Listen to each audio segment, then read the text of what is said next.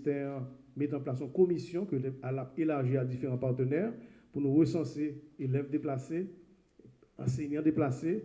Et à date, je dis, capable d'annoncer que nous identifions 29 établissements scolaires.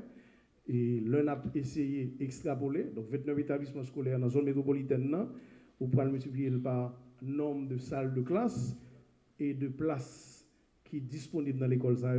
Donc nous déjà gagné, en plus de déficit de gagné, plus que 15 000 bancs qui pourraient censés être vides si l'école n'est pas libérée dans un temps relativement court. Et le ministère déjà avec la commission ça chercher l'autre solution alternative rapidement. Dans ça, et c'est ça que mène la matin, chantier enseignant, que ce soit développement professionnel, personnel, motivation, conditions de travail enseignant, c'est ça que mène nous toute la matière. Et je vais retourner en dernier sur ce point ça, parce que c'est il y a 3 décisions que le ministère va annoncer aujourd'hui à travers des décisions d'État. Et nous allons retourner sur ce point ça. Dialogue social là, nous redémarrer semaine ça et chita parler avec syndicats enseignants pour parler de sujets qui intéressent non seulement formation intéressée tout, mais conditions de travail là sont l'autre élément. Donc nous avons avancé sur ce chantier ça autour. Ça me capable de dire c'est que dernier point c'est modernisation et services aux usagers. Nous connaissons que dans une période difficile, le ministère a été bouché double pour que les finis numériser toutes archives sensibles, archives critiques. Semaine ça, nous avons pris une décision de sécuriser plus toujours quelques archives, ça vient pour avec baccalauréat, et nous avons mis plus vitesse pour nous capables de numériser 20% de dossiers pour qu'on numérise.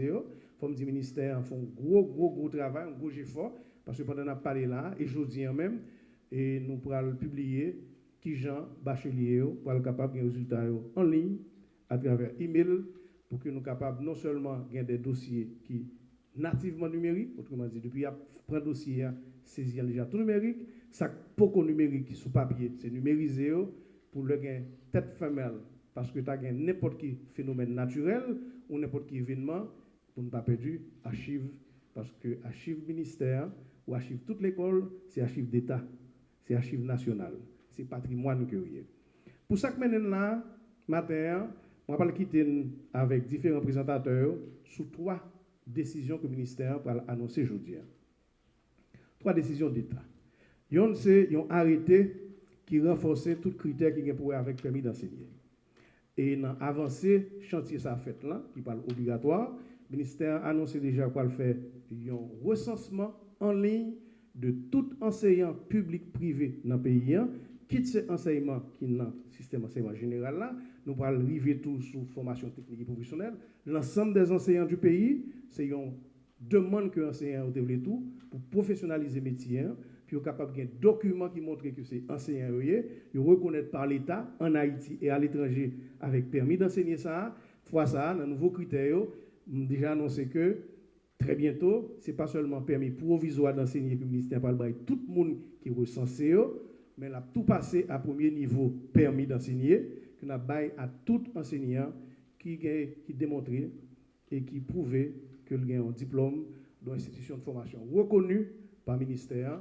Donc, nous allons délivrer 2 types de permis à passer dans les salles, les permis provisoires et les permis d'enseigner de type A. Je pense que les professionnels qui là-haut pour expliquer la différence qu'il y a permis de type A, B, C.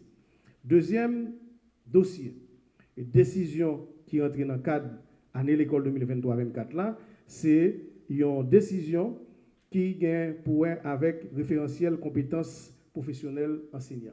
Quel type de compétences pour gagner pour capable enseigner en Haïti et nous capable de joindre équivalence, correspondance avec enseignants, quel que soit côté dans la région. Et c'est ça qui est important pour que le diplôme que nous avons délivré, vous reconnaissez, il y a une équivalence internationale, c'est de une capacité de démontrer qui monde a enseigné, qui profil et qui compétences pays a demandé minimales que le demandé pour enseigner.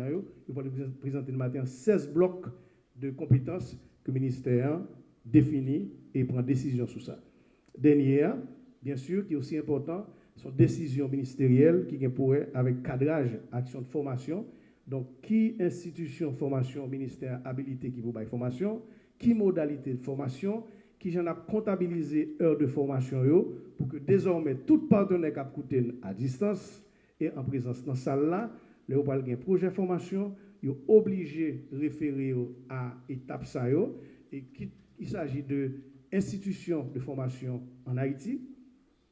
Et là, on a beaucoup de chapeaux pour non seulement institutions traditionnelles, mais université publique en région tout, qui a fait un gros travail dans la formation professionnelle dans la sciences de l'éducation, avec tous notre partenaires, mais désormais, mes cadres nationaux formation, mais qui j'en ça fait par rapport à tout métier de différentes catégories de métiers enseignants que le ministère n'a pas présenté.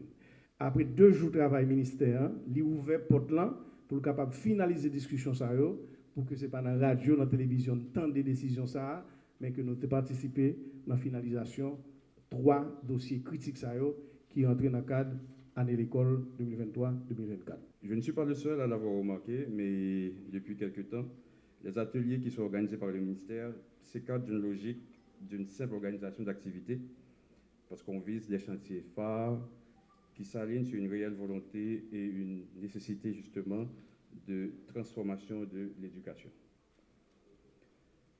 Transformer l'éducation à l'ère de la mondialisation certaine signifie améliorer les processus qui permettent une effective optimisation du rapport enseignement-apprentissage.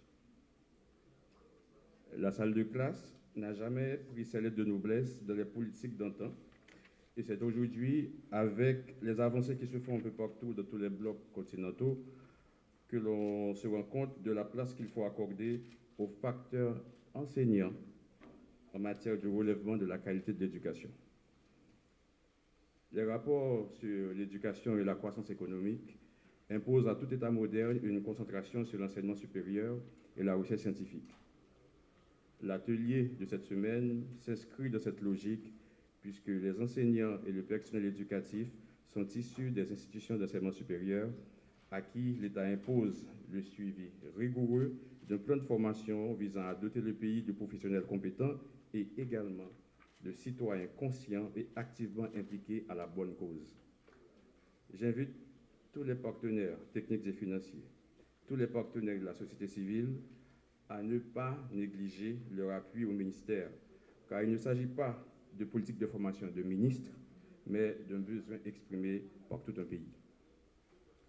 Partageons notre vision et donnons notre appui au secteur éducatif haïtien. On nous a demandé de réaliser un référentiel de compétences professionnelles de l'enseignant. La deuxième étude, c'était de faire un répertoire national des métiers et des emplois. Ces 2 documents sont très importants pour la mise en place de la validation des acquis de l'expérience professionnelle. Parce que la validation des acquis de l'expérience professionnelle, c'est faire un lien entre la certification, les référentiels de certification, les référentiels de compétences métiers ou de compétences professionnelles. Donc, on ne peut pas faire la validation en écartant ces 2 documents. Donc, si on veut faire la validation pour les métiers d'enseignant, normalement, on devrait avoir un référentiel, les blocs de compétences sur lesquels on va évaluer l'enseignant et également les fiches métiers pour l'enseignant. Qu'est-ce que l'enseignant fait directement en salle de classe. Donc, c'était très important. Donc, le référentiel que je vais vous présenter aujourd'hui, c'est le référentiel de compétences professionnelles de l'enseignant. Donc, ce référentiel comporte 16 compétences, 136 capacités et 300 faits observables. C'est très important. Donc, je reprends. Il y a 16 compétences, 136 capacités et 300 faits observables. Alors, il faut dire que le ministère avait déjà un document qui date de plus de 8 ans. Je crois que c'est 2015. C'était des référentiels compétences pour l'enseignant. Il y avait 12 compétences et 33 capacités. Comme on sait pertinemment, il y a beaucoup de faits qu'on a connus dans les systèmes éducatifs haïtiens. Bon, j'ai en mémoire le cas de Jérémy, un cas national. Donc, là, c'était très important de prendre de nouvelles compétences, également d'aller plus loin par rapport aux compétences qui ont été développées, ou bien les capacités qui ont été développées et les compétences qui ont été développées déjà. Par exemple, comme je vous dis que la documentation du ministère initiale, il y avait 12 compétences, maintenant, 12 compétences, 33 capacités. Maintenant, dans ce nouveau document, on a 16 blocs de compétences. Et bon, c'est 136 puisqu'on a modifié hier. Également, il y a plus de 300 faits observables. Maintenant, quand on parle de référentiel de compétences, maintenant, il faut donner une petite définition. Qu'est-ce qu'on entend par référentiel? Alors, référentiel de compétences professionnelles est un document qui décrit l'ensemble des compétences que l'on doit posséder pour exercer un métier ou occuper un poste de travail. Alors, la compétence se réfère à plusieurs domaines de savoir, connaissances, c'est-à-dire les savoirs, ce qu'on appelle là les acquis de formation, ce qu'on a comme connaissances, qu'on a appris à l'école, à l'université, dans les centres de formation, et des savoirs, de ce qu'on appelle les acquis de formation. Il y a également le savoir-faire. Le savoir-faire, c'est ce qu'on attend par terme de procédure, c'est le cœur du métier, ce qu'on attend de la pratique de profession, ce qu'on a comme jargon de la profession, ce qu'on a comme moyen pour agir de la profession, ce qu'on appelle le savoir-faire. Également, il y a le savoir-être, c'est ce qu'on peut appeler les qualités humaines et sociales, qui est incorporé à la personne, qui permet d'agir normalement en respectant les bonnes manières.